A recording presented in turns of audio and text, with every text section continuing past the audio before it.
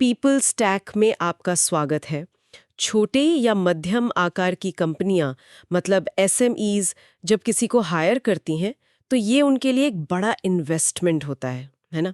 हम्म। पर सोचिए आपने किसी का बहुत इम्प्रेसिव बायोडेटा देखा, नौकरी दे दी और फिर पता चलता है कि भाई जो लिखा था वो पूरी तरह सच नहीं था। हाँ, ये सिचुएशन काफी कॉमन होती जा रही है। तो आज हम इसी पे बात करें, खासकर भारत के कॉन्टेक्स्ट में।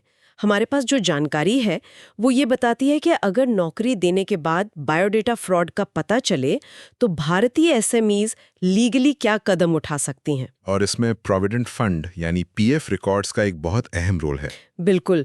तो आइए इसी को थोड़ा खोल कर समझते हैं। देखते हैं कि पीएफ रिकॉर्ड्स कैसे पोल खोल सकते हैं, कानून क्या कहता है और एसएमईज के पास क्या लीगल रास्ते हैं।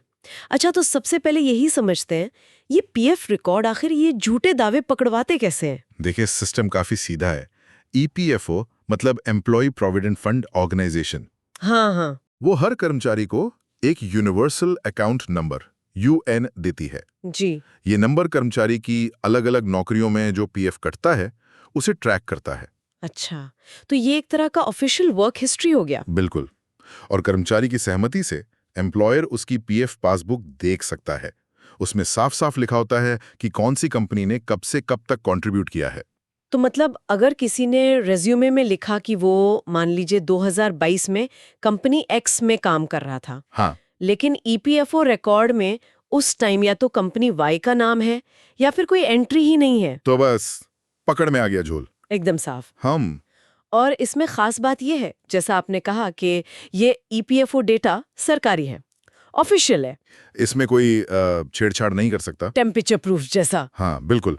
तो ये एचआर टीमों के लिए एक बहुत पक्का वेरिफिकेशन टूल बन गया है, खासकर पोस्ट हायरिंग। ये तो एसएमईज के लिए बहुत काम का होगा, जिनके पास शायद महंगे प्री हायर बैकग्राउंड चेक के बजट ना हो। निश्चित रूप से ये उनके लिए एक तरह का सच का आईना है, जो ज्यादा महंगा भी नहीं है। तो चलो मान लिया फ्रॉड पकड़ा गया, अब कानूनी पहलू क्या हैं? भारतीय कानून क्या कहता है इस बारे में? कानून इस मामले में काफी स्पष्ट है। कई एक्ट्स लागू होते हैं। जैसे? सबसे पहले तो है इंडियन कॉन्ट्रैक्ट एक्ट 1872। अच्छा। उसकी धारा 19 साफ कहती है कि अगर कोई कॉन्ट्रैक्ट, जैसे जॉब कॉन्ट्रैक्ट, फ्रॉड या मिसरिप्रेजेंटेशन मतलब गलत जानकारी देकर हासिल किया गया है, हाँ। तो जो पीड़ित पार्टी है, यहाँ पर एम्प्लॉयर, वो उस कॉन्ट्रैक्ट को कैंसिल कर सकता है। कैंसिल मतलब? हाँ, मतलब बिना किसी नोटिस पीरियड या मुआवजे के टर्मिनेट किया जा सकता है। ओके, और भी कुछ है? जी हाँ, एक और महत्वपूर्ण कानून है industrial employment standing orders act 1946। इसके तहत जो मॉडल स्टैंडिंग ऑर्डर्स हैं, उनमें साफ लिखा है कि नौकरी लेते समय अपनी पहचान, उम्र, क्वालिफिकेशन या पिछले एक्सपीरियंस के बारे में गलत जानकारी देना वो मिसकंडक्ट माना जाएगा, कदाचार। अच्छा, तो ये मिसकंडक्ट का लेबल लग जाता है? बिल्कुल। और ये मिसकंडक्ट का ठप्पा लगते ही एम्प्लॉयर को टर्मिनेशन का एक मजबूत कानूनी आधार मिल जाता है। और अगर बात सिर्फ गलत जानकारी की न हो बल्कि नकली डॉक्यूमेंट्स जैसे डिग्री या एक्सपीरियंस लेटर दिए हो, तब तो मामला और भी सीरियस हो जाता है। ऐसे में इंडियन पीनल कोड यानी आईपीसी की धाराएं लग सकती हैं। कौन सी धारा है? जैसे सेक्शन 465 है जालसाजी के लिए, सेक्शन 471 है जाली डॉक्यूमेंट को असली बताकर इस्तेमाल करने के लिए, और सेक्शन 415 धोखाधड़ी के लिए। बाप रे। हाँ, बल्कि एक दिल्ली हाईकोर्ट का फैसला भी है जिसका जिक्र हमारे स्रोतों में है कि जो कर्मचारी जाली दस्तावेज देकर नौकरी पाता है वो उस रोजगार के लिए अयोग्य है, मतलब फंडामेंटली इनएलिजिबल। तो अगर हम ये सब जोड़ दें तो एक एसएमई के पास क्या-क्या लीगल ऑप्शंस है संक्षेप में? देखिए, रास्ते साफ हैं। पहला, मिसकंडक्ट के आधार पर तुरंत टर्मिनेशन, बिना नोटिस पे या सेवरेंस पे के। ठीक है। दूसरा, अगर कंपनी को उस गलत हायरिंग से कोई बड़ा मतलब क्वांटिफाएबल नुकसान हुआ है तो वो सिविल केस फाइल कर सकती है नुकसान की भरपाई के लिए। हालांकि ये थोड़ा महंगा और लंबा प्रोसेस है, तो एसएमईज अक्सर इसे अवॉइड करती हैं। समझ आता है। तीसरा, अगर जाली दस्तावेज जैसा गंभीर मामला है तो पुलिस में क्रिमिनल कंप्लेंट भी दर्ज कराई जा सकती है आईपीसी धाराओं के तहत। और क्या एम्प्लॉयर दूसरे एम्प्लॉयर्स को बता सकता है? हाँ, बता सकता है, लेकिन सावधानी से, मानहानि से बचते हुए।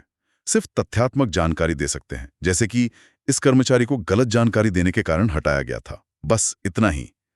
कोई ओपिनियन नहीं। सही है। ये तो हुई प्रॉब्लम होने के बाद की बात। लेकिन भविष्य में ऐसी धोखाधड़ी से बचने के लिए एसएमईज क्या कर सकती हैं? कुछ प्रैक्टिकल स्टेप्स? हाँ, बिल्कुल। रोकथाम इलाज से बेहतर है ना? सही बात है। तो सबसे पहले जो हमने बात की, ईपीएफओ, यूएएन वेरिफिकेशन, कर्मचारी की सहमति लें और पीएफ पासबुक में दी गई पिछली नौकरियों को बायोडेटा से मिला लें। ये तो बेसिक चेक हो गया। हाँ, दूसरा, ऑफर लेटर में ही एक ट्रूथफुलनेस क्लॉज या सत्यता खंड डाल दें। साफ लिख दें कि अगर कोई जानकारी गलत पाई गई तो नौकरी तुरंत खत्म की जा सकती है। अच्छा पॉइंट है। तीसरा, प्रोबेशन पीरियड का सही इस्तेमाल करें। ये 3 से 6 महीने सिर्फ फॉर्मेलिटी नहीं होनी चाहिए। इस दौरान सर्टिफिकेट्स वेरीफाई करें, स्किल्स को असल में परखें। राइट। और सबूत रखना बहुत जरूरी। सारे सबूत, पीएफ रिकॉर्ड की कॉपी, अगर कोई जाली दस्तावेज मिला है तो वो, कर्मचारी का कोई लिखित बयान अगर लिया है, सब कुछ डॉक्यूमेंट करें। ये बाद में किसी कानूनी पचड़े में बचाव के काम आते हैं। और बैकग्राउंड चेक अगर पहले नहीं कर पाए तो ज्वाइनिंग के तुरंत बाद करवा ले, जितनी जल्दी हो सके। ये सब करने में टाइम तो लगता होगा। हाँ, और यहीं पर टेक्नोलॉजी का रोल आता है। स्रोत में ऑफर्ड्स जैसे कुछ ऑटोमेशन प्लेटफॉर्म्स का जिक्र है। अच्छा, वो क्या करते हैं? ये प्लेटफॉर्म्स क्या करते हैं कि जैसे ही कोई ऑनबोर्ड होता है, पहले ही दिन ये ऑटोमेटिकली पीएफ रिकॉर्ड मैचिंग और डॉक्यूमेंट वेरिफिकेशन का प्रोसेस शुरू कर देते हैं। अरे वाह! तो जो काम पहले शायद हफ्तों में होता, वो अब कुछ घंटों में हो सकता है। ये तो एसएमईज के लिए गेम चेंजर हो सकता है। बिल्कुल, क्योंकि एक गलत हायरिंग भी किसी इंपॉर्टेंट प्रोजेक्ट को डिरेल कर सकती है या क्लाइंट रिलेशनशिप खराब कर सकती है। तो ये टेक्नोलॉजी एक तरह से बिजनेस को प्रोटेक्ट करती है और इंटेग्रिटी बनाए रखने में मदद करती है। तो कुल मिलाकर लब्बो-लुबाब ये है कि बायोडाटा फ्रॉड सिर्फ अनएथिकल नहीं है, भारत में ये अक्सर गैर कानूनी भी है। सही कहा। और अगर एम्प्लॉयर्स सही वक्त पर सही तरीके से और सबूतों के साथ एक्शन लें तो कानून उनके पक्ष में है। जी हाँ। और सही वेरिफिकेशन प्रोसेस और शायद कुछ ऑटोमेशन टूल्स की मदद से एसएमईज इस रिस्क को काफी हद तक कम कर सकती हैं। बिल्कुल। बस एक आखिरी बात जो शायद सोचने लायक है। हाँ, बताइए। हमारा फोकस अक्सर फ्रॉड करने वाले कर्मचारियों पर होता है, लेकिन क्या एम्प्लॉयर्स की भी ये जिम्मेदारी नहीं है कि वो अपनी हायरिंग प्रोसेस को ही इतना मजबूत बनाएं कि ऑफर देने से पहले ही ऐसी कोशिशें पकड़ में आ जाए? मतलब सिर्फ पोस्ट हायर चेक पर डिपेंड ना रहें। हाँ, क्या हमें प्री हायर वेरिफिकेशन को खासकर एसएमईज के लिए और ज्यादा एक्सेसिबल और इफेक्टिव बनाने के तरीकों पर सोचना चाहिए? ये एक सवाल है जिस पर शायद इंडस्ट्री को और विचार करना चाहिए।